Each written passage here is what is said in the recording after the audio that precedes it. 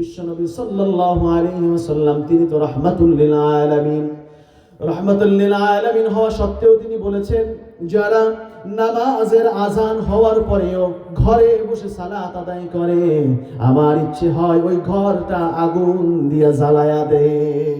মিশকাতের হাদিস, ইযা মুদিহাল ফাসিকু গাদাবার রাব্বু তাআলা ইহতাজ্জা লাহুল আরশ। আল্লাহ সুবহানাহু ওয়া তাআলার প্রশংসা বাদ দিয়ে যখন কোন ফাসিক ফুজ্জার পাপাচারীর প্রশংসা করা হয়, তখন আল্লাহর আরশ গোসায় থরথর করে কাঁপতে থাকে। ওয়ামুর আহলাকা বিস-সালাত ওয়াসতাবির আলাইহা লা নাসআলুকা রিজকা নাহনু নারযুকুক ওয়াল আকিবাতু লিত-তাকওয়া। তুমি নিজে সালাত আদায় করো এবং তোমার পরিবার পরিজনকে সালাতের ব্যাপারে আদেশ করো। এবং এই যে সালাত তুমি পড়ছো এবং তোমার পরিবারকে আদেশ করছো, এই সালাতের ধারাবাহিকতা যেন অব্যাহত থাকে, এটা যেন টু বি কন্টিনিউ, এটা যেন চলমান থাকে। এই চমৎকার সন্ধ্যায় আমাকে কথা বলার জন্য একটি বিষয় নির্ধারণ করে দেওয়া হয়েছে, সেটা হচ্ছে সালাত, নামাজ, প্রেয়ার। প্রিয় উপস্থিতি, আপনারা চিন্তা করতে পারেন, নামাজের উপরে ওয়াজ শুনতে শুনতে তো দাড়ি চুল পাকায় ফেললাম, এ ব্যাপারে আর কি শুনবো? আমরা শুনছি কিন্তু আমাদের পরিবর্তন আসছে না। পরিবর্তন আসা দরকার। শুনে সেখান থেকে শিক্ষা নিয়ে আমাদের ব্যক্তি, পরিবার, সমাজ ও রাষ্ট্রের চিত্র পরিবর্তন করা দরকার। আমরা শুধু শুনেই যাই কিন্তু আমল খুব একটা করি না। শুনতে হবে, আমল করতে হবে। আমি আপনাদের সামনে কোরআন এবং সুন্নাহর আলোকে সালাতের উপরে কিছু কথা আপনাদের সামনে পেশ করার চেষ্টা করব ইনশাআল্লাহ। সুবহানাকা লা ইলমা লানা ইল্লা মা আল্লামতানা ইন্নাকা আনতাল আলিমুল হাকিম। আমার তো বলার যোগ্যতা নাই, আমি তো বলতে পারবো না। আল্লাহ সুবহানাহু ওয়া তাআলা যদি দয়া করে আমাকে বলার তৌফিক দেন, তাহলে দুটো কথা আপনাদেরকে শোনাতে পারবো। সময় খুবই স্বল্প। সালাত আল্লাহ সুবহানাহু ওয়া তাআলার সরাসরি একটি আদেশ। নামাজ এটা ছোটখাটো কোনো বিষয় নয়। নামাজ কোনো ঐচ্ছিক ইবাদত নয়, বরং এটি আল্লাহ সুবহানাহু ওয়া তাআলার সুস্পষ্ট ফরজ একটি নির্দেশ। একজন মুমিনের জীবনের অবিচ্ছেদ্য অংশ হচ্ছে নামাজ। নামাজ ছাড়া একজন মুমিনকে কল্পনাও করা যায় না। নামাজ ছাড়া একজন মানুষ কখনো ভালো মানুষ হতে পারে না। নামাজ ছাড়া একজন মানুষ যেভাবে দুনিয়ার বুকে ভালো মানুষ হতে পারে না, তদ্রূপ পরকালে আল্লাহর কাছ থেকে নাজাত পেয়ে জান্নাতেও প্রবেশ করতে পারবে না। নামাজ হচ্ছে মূল বিষয়। যত ইবাদত বন্দিগি আমরা জীবনে করে থাকি, এই ইবাদত বন্দিগির মধ্যে অন্যতম শ্রেষ্ঠ ইবাদত হচ্ছে সালাত, অন্যতম শ্রেষ্ঠ ইবাদত হচ্ছে নামাজ। এই নামাজ আমাকে আদায় করতে হবে। আমার পরিবার পরিজন সালাত আদায় করে কিনা সেদিকে আমাকে বিশেষভাবে লক্ষ্য রাখতে হবে। সালাত আদায়ের ব্যাপারে আল্লাহ সুবহানাহু ওয়া তাআলা আমাদেরকে আদেশ করে সূরা বাকারার 43 নম্বর আয়াতের মধ্যে বলছেন, ওয়া আকিমুস সালাতা ওয়া আতুজ যাকাতা ওয়ারকাউ মা'আর রাকিঈন। ওয়া আকিমুস সালাত, তোমরা সালাত কায়েম করো। ওয়া আতুজ যাকাত, যাকাত আদায় করো। ওয়ারকাউ মা'আর রাকিঈন, এবং রুকুকারীদের সঙ্গে তোমরা রুকু করো। সুবহানাল্লাহ। আল্লাহ সুবহানাহু ওয়া তাআলা এই আয়াতের মাধ্যমে আমাদেরকে সরাসরি নির্দেশ করছেন আকিমুস সালাত, সালাত কায়েম করো। নামাজ কায়েম হচ্ছে আল্লাহ রাসূল সাল্লাল্লাহু আলাইহি ওয়াসাল্লাম আমাদেরকে যেভাবে সালাত আদায় করার জন্য বলেছেন, ঠিক সেভাবে সেই পদ্ধতিতে আমাদেরকে সালাত আদায় করতে হবে। নবীজি বলেছেন, সল্লু কামা রাআইতুমুনি উসাল্লি, তোমরা নামাজ পড়ো সেভাবে যেভাবে আমাকে তোমরা পড়তে দেখেছো। সুবহানাল্লাহ। নবীজির মতন করে, নবীজির দেখানো পদ্ধতি অনুযায়ী আমাদেরকে সালাত আদায় করতে হবে। ব্যক্তিগত মত দিয়ে বানিয়ে কোনোভাবে আমরা যদি সালাত আদায় করি, তাহলে সেটা আল্লাহর কাছে গ্রহণীয় হবে না। নবীর দেখানো পদ্ধতি অনুযায়ী আমাদেরকে সালাত আদায় করতে হবে, এবং এটা সারাটা জীবন আমার হায়াতে জিন্দিগিতে এটা কায়েম রাখতে হবে, প্রতিষ্ঠিত রাখতে হবে। আজ পড়লেন কাল ছেড়ে দিলেন এমনটা নয়, সারাটা জীবন আমাদেরকে এই সালাতকে কন্টিনিউ করে যেতে হবে, এর ধারাবাহিকতা অব্যাহত রাখতে হবে। ওয়া আতুজ যাকাত, সালাতের পাশাপাশি যাকাতের ব্যাপারে আল্লাহ সুবহানাহু ওয়া তাআলা আমাদেরকে বলেছেন কারণ একজন মানুষের নামাজ কখনোই পূর্ণাঙ্গ হতে পারে না, খালেসভাবে হতে পারে না, একনিষ্ঠভাবে হতে পারে না, যতক্ষণ না পর্যন্ত যাকাত ভিত্তিক অর্থ ব্যবস্থার মাধ্যমে তার অর্থনৈতিক একটি নিশ্চয়তার বিধান না আসবে, ততক্ষণ পর্যন্ত নামাজের মধ্যে তার মনোযোগ আসবে না। এ কারণে সালাতের পাশাপাশি আপনার যাকাতের ব্যাপার আল্লাহ সুবহানাহু ওয়া তাআলা বলছেন, এবং এই সালাতটা আল্লাহ বলছেন ওয়ারকাউ মা'আর রাকিঈন, রুকুকারীদের সঙ্গে আদায় করার জন্য, অর্থাৎ জামাতে এই নামাজ আমাদেরকে আদায় করতে হবে। প্রিয় উপস্থিতি, আমাদের 28 নং ওয়ার্ডের ইমাম পরিষদের সম্মানিত সুযোগ্য সভাপতি মহোদয় আমাদের মাঝে উপস্থিত হয়েছেন। আমরা সকলেই বলছি আলহামদুলিল্লাহ। আজকের এই প্রোগ্রামের তিনি সভাপতিত্ব করছেন। আমরা সম্মানিত সভাপতির জন্য দোয়া করছি। আমাদের ওস্তাদ সমতুল্য আল্লাহ সুবহানাহু ওয়া তাআলা তার শারীরিক সুস্থতা এবং নেক হায়াতকে বাড়িয়ে দিন। আমরা সকলেই বলছি আল্লাহুম্মা আমিন। প্রিয় উপস্থিতি, সালাতের ব্যাপারে কথা বলছিলাম যে আল্লাহ সুবহানাহু ওয়া তাআলার সরাসরি আদেশ হচ্ছে তোমরা সালাতকে কায়েম করো। মুমিন জীবনের মূল ভিত্তি হচ্ছে সালাত। যে ব্যক্তি সালাত কায়েম করেছে, যে সালাতের ব্যাপারে যত্নশীল হয়েছে, সে সফলতা অর্জন করেছে। দেখুন আল্লাহ সুবহানাহু ওয়া তাআলা বলছেন, قد أفلح المؤمنون الذين هم في صلاتهم خاشعون। নিশ্চয়ই মুমিনরা সফল কাম হয়েছে। আল্লাযীনা হুম ফি সালাতিহিম খাশিউন, যারা তাদের সালাতের ব্যাপারে বিনয় এবং একাগ্রতা অবলম্বন করেছে।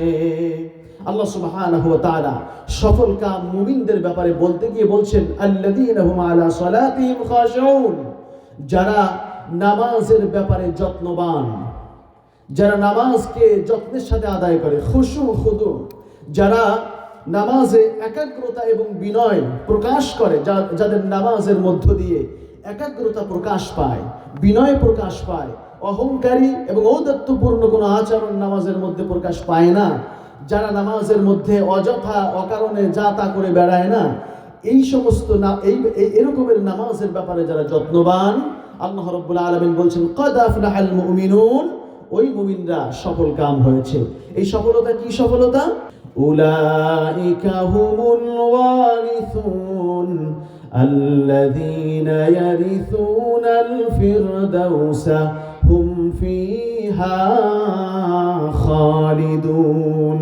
মুমিনরা যে সফলতা অর্জন করেছে, এই সফলতা হচ্ছে তারা উত্তরাধিকারী হয়েছে। উলাইকা হুমুল ওয়ারিসুন, তারা উত্তরাধিকারী হয়েছে। আল্লাযীনা ইয়ারিসুনাল ফিরদাউসা হুম ফিহা খালিদুন, জান্নাতুল ফিরদাউসের উত্তরাধিকারী তারা হয়েছে। তারা পরকালে ওই জান্নাতুল ফিরদাউসের মধ্যে প্রবেশ করবে এবং সেখানে তারা চিরকালের জন্য অবস্থান করবে। সুবহানাল্লাহ।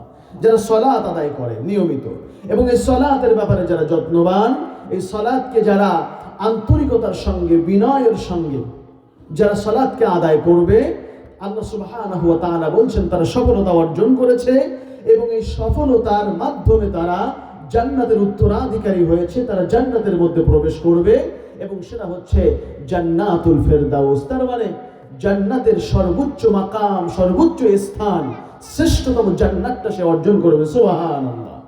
শুধু তাই নয়, এই সালাত কিয়ামতের দিবসে এই সালাতের মাধ্যমেই প্রথম প্রশ্ন শুরু হয়ে যাবে, বান্দার নামাজ ঠিক আছে কিনা।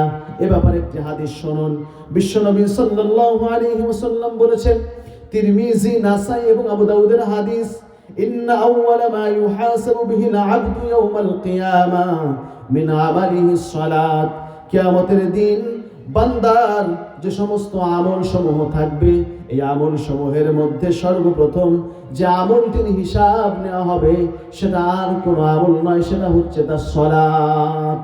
যদি তার সালাত ঠিক থাকে, ফাইন সলুহাত ফাকাদ আফলাহা ওয়া আনজাহা, যদি তার সালাত ঠিক থাকে তাহলে সে সফল হবে, মুক্তি পেয়ে যাবে। ওয়া ইন ফাসাদাত ফাকাদ খাবা ওয়া খাসিরা।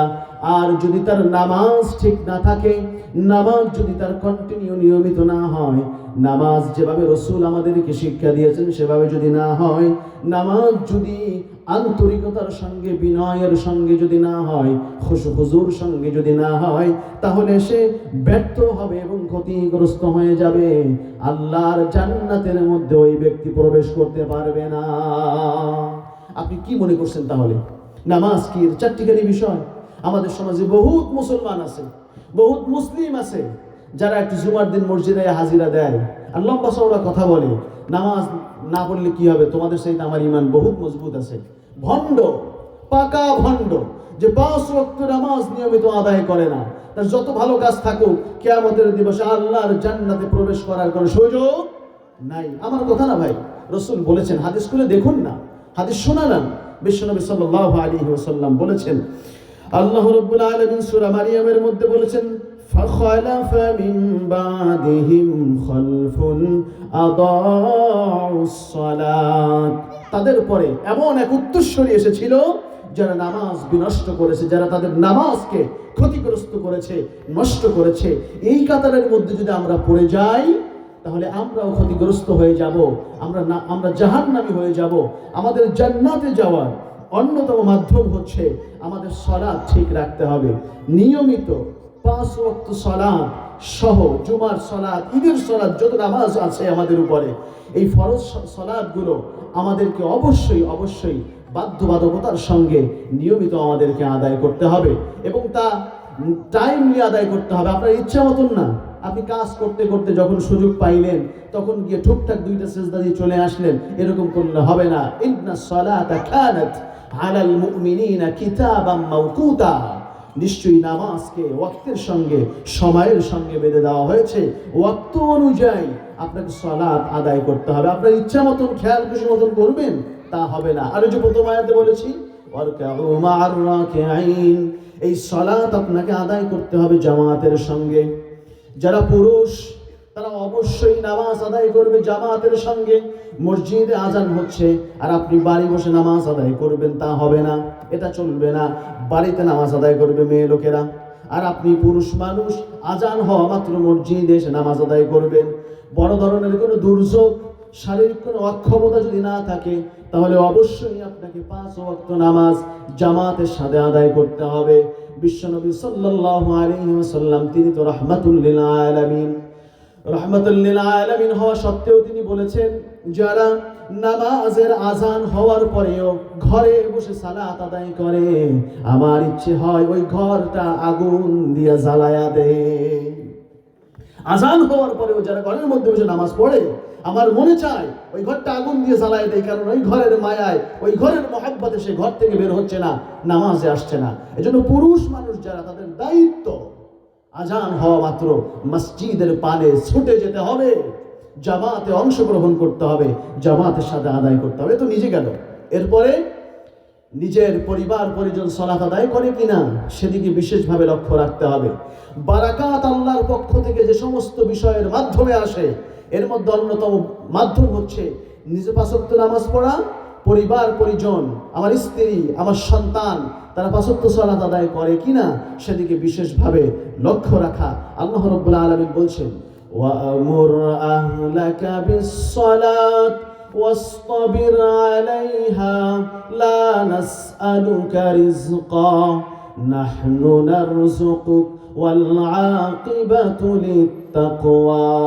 তুমি নিজে সালাত আদায় করো এবং তোমার পরিবার পরিজনকে সালাতের ব্যাপারে আদেশ করো। এবং এই যে সালাত তুমি পড়ছো এবং তোমার পরিবারকে আদেশ করছো, এই সালাতের ধারাবাহিকতা যেন অব্যাহত থাকে, এটা যেন টু বি কন্টিনিউ, এটা যেন চলমান থাকে। লা নাসআলুকা রিজকা, আমি আল্লাহ তোমাদের কাছে রিজিক চাই না। নাহনু নারযুকুক, বরং আমি আল্লাহ তোমাদেরকে রিজিক দিয়ে থাকি। তার মানে আমি যদি নামাজ পড়ি, আমার পরিবার পরিজন যদি নামাজ পড়ে, তাহলে এই নামাজের মাধ্যমে আল্লাহ সুবহানাহু ওয়া তাআলা আমাদেরকে রিজিক দিয়ে পরিপূর্ণ করে দিবেন। আমাদের রিজিকের চিন্তা থাকবে না, এই অভাব অভিযোগ আল্লাহ রাব্বুল আলামিন দূরীভূত করে দিবেন। সুবহানাল্লাহ। এরকম বহুত নামাজ আমাদের সমাজে আছে। পিতা নামাজ পড়ে কপালের মধ্যে দাগ ফেলায় দিয়েছে, যালিকা মিন আসারিস সুজুদ, কপালে দাগ বসে চিন্তা করছে জান্নাত পেয়ে গেছে। সে নামাজ, জায়নামাজ, তসবিহ, টুপি এইগুলো ছাড়া কিচ্ছু বোঝে না। ওদিকে তার পরিবার নামাজ পড়ে না, সেদিকে কোনো খেয়ালই নাই। তার স্ত্রী বেহায়ার মতন, বেলজ্জার মতন রাস্তায় ঘুরে বেড়াচ্ছে। তার মেয়ে পড়াশোনা করতে গিয়ে, ভার্সিটিতে গিয়ে, কলেজ ক্যাম্পাসে গিয়ে গার্লফ্রেন্ড বয়ফ্রেন্ড এই সংস্কৃতিতে সে বেড়ে উঠছে। ছেলে মাদকের সঙ্গে সম্পৃক্ত, সন্ত্রাসের সঙ্গে সম্পৃক্ত, বাজে আড্ডার সঙ্গে মিলে গিয়েছে। সেদিকে বেচারা নামাজের খেয়াল নাই। সে শুধু একা কপাল টাকায় যাচ্ছে মসজিদের মধ্যে বসে, আর সুযোগ পাইলে ইমাম সাহেবের ভুল ধরে। এই কাজ করে মসজিদের মধ্যে বসে। প্রিয় উপস্থিতি, এই নামাজ দিয়ে আপনি অবশ্যই আল্লাহর জান্নাতে প্রবেশ করতে পারবেন না।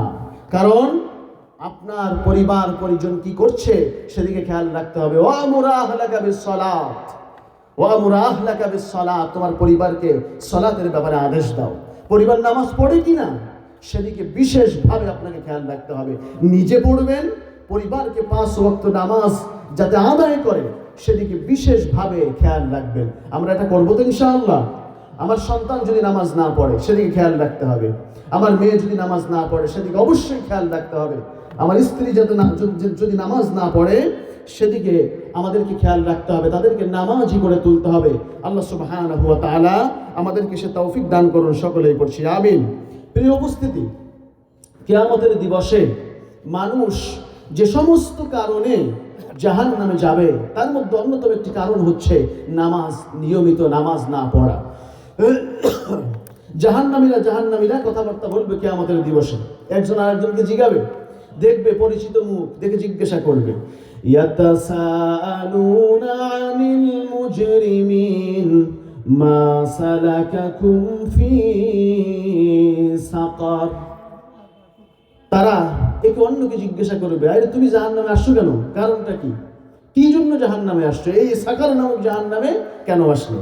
জবাবে বলবে, ক্বালু লাম নাকু মিনাল মুসাল্লিন ওয়া লাম নাকু নুতঈমুল মিসকিন। তারা বলবে, ক্বালু লাম নাকু মিনাল মুসাল্লিন, আমরা মুসল্লি ছিলাম না, আমরা নিয়মিত সালাত আদায় করতাম না, জামাতের সঙ্গে নামাজ পড়তাম না। ওয়ালাম নাকু নুতঈমুল মিসকিন, আর মিসকিনদেরকে, অভাবীদেরকে খাদ্য খাওয়াতাম না। এই দুইটা বদ অভ্যাস আমাদের মধ্যে ছিল, এই দুই বাজে কাজ আমাদের মধ্যে ছিল। এই কারণে আমরা জাহান্নামে আসছি। তাহলে এখান থেকে বোঝা যায় যে মানুষ যে সমস্ত কারণে জাহান্নামে যাবে তার মধ্যে অন্যতম একটি কারণ হচ্ছে তারা নামাজ পড়ে না, এই জন্য তারা জাহান্নামে যাবে। প্রিয় উপস্থিতি, এই কথার মধ্য থেকে আপনাদেরকে বার্তা দিতে চাই, জীবনে যেন আমাদের নামাজ ছুটে না যায়। যত কাজ আছে সমস্ত কাজকে সাইড করে আমাদেরকে টাইমলি সালাত আদায় করতে হবে। ফাইদা কুদিয়াতিস সালাত ফান্তাশিরু ফিল আরদি ওয়াবতাগু মিন ফাদলিল্লাহ। যখন নামাজের সময় হবে তখন নামাজ পড়তে হবে। নামাজ শেষ করার পরে তখন আমাদেরকে জমিনের বুকে স্প্রেড আউট করতে হবে, ছড়িয়ে পড়তে হবে, ওয়ার্ক করতে হবে। এই কাজ করার মধ্য দিয়ে ওয়াবতাগু মিন ফাদলিল্লাহ, আল্লাহ প্রদত্ত রুচিকে অন্বেষণ করতে হবে। নিজের জন্য, পরিবারের জন্য, অসহায় অভাবী মানুষের জন্য কাজ করে তাদের মুখে হাসি ফুটাতে হবে। অলস বসে থাকা যাবে না। তবে শর্ত হচ্ছে টাইম নিয়ে আপনাকে আমাকে নামাজ আদায় করতে হবে। প্রিয় উপস্থিতি, এই নামাজ হচ্ছে এমন গুরুত্বপূর্ণ বিষয় যে এই নামাজের মাধ্যমে আল্লাহ সুবহানাহু ওয়া তাআলার পক্ষ থেকে আমরা সাহায্য প্রাপ্ত হব। বিপদ এবং মুসিবতে আমরা যদি সাহায্য চাই তাহলে নামাজের কোনো বিকল্প নাই। ওই যে শুনুন, আল্লাহ রাব্বুল আলামিন বলছেন, ইয়া আইয়ুহাল্লাযীনা আমানুস্তাঈনু বিস-সাবরি ওয়াস-সালাহ। হে ঈমানদারগণ, তোমরা আমানুস্তাঈনু, আমার সাহায্য প্রার্থনা করো, বিস-সাবরি ওয়াস-সালাহ, সবর এবং সালাতের মাধ্যমে। যখন বিপদ আসবে, মুসিবত আসবে, তখন হাপিত্তেশ করে লাভ নাই, আল্লাহর প্রতি অভিযোগ করে লাভ নাই যে আমারই চোখে দেখলো বিপদ, আর কেউ দেখলো না, আমি এতই করি, ভালো কাজ করি, দান সাদকা তাও তো কম করি না, তারপরও বিপদ আমারই চোখে দেখলো, অভিযোগ করে লাভ নাই। বরং বিপদ আসলে সবর করতে হবে, ধৈর্য ধরতে হবে এবং সালাতে দাঁড়িয়ে যেতে হবে। যখন দেখবেন বিপদ, তখন সবকিছু ফেলে দিয়ে যায় নামাজটা নিয়ে নামাজে দাঁড়ায় যান, আল্লাহর কাছে রোনাজারি করেন, সাজদার মধ্যে আল্লাহর কাছে দোয়া করেন, আল্লাহর কাছে ফরিয়াদ করেন আল্লাহ সুবহানাহু ওয়া তাআলা আপনার বিপদ দূর করে দিবেন। কোরআন বলছে বিপদে মুসিবতে আল্লাহ সুবহানাহু ওয়া তাআলা আপনাকে আমাকে সাহায্য করবেন নামাজের মাধ্যমে।